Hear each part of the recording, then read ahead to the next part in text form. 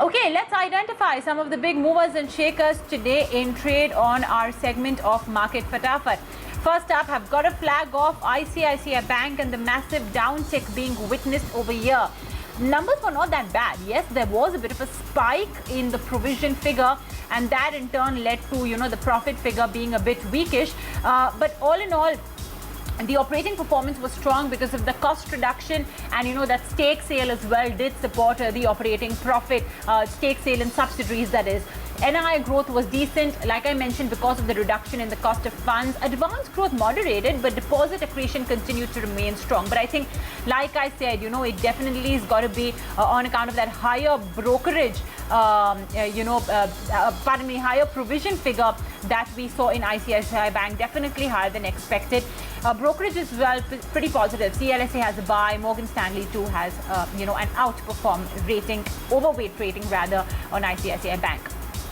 But one stock that's really in, seeing a buying frenzy is Persistent Systems. It's a double-digit rally being witnessed over here. It's a strong set of numbers, above estimates on all parameters. Dollar revenue was higher 3% sequentially, but not just that. The quarter gone by, the management says the quarter gone by saw a large number of deal wins with both existing customers and new customers, really throwing up a lot of new deal wins in the face of the ongoing pandemic. Asian Paints, look at the stock price as the street digested the numbers. When Asian Paints said that they saw healthy double-digit growth in June, and there were aspersions that perhaps that is just a one-time spike in demand because there was pent-up demand during the lockdown of April and May, particularly towards solution-based products. But the management said that they did see a lot of new painting demand as well come by. They did flag off that July may have seen some, bit of, skittishness, a few more challenges because of the sporadic lockdowns.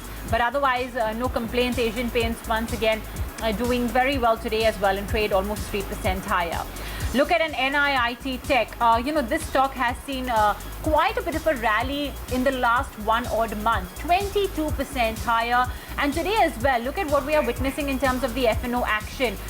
The open interest has surged significantly, indicating fresh long build-up in this mid-cap technology name. So definitely a nice uptick being witnessed over here.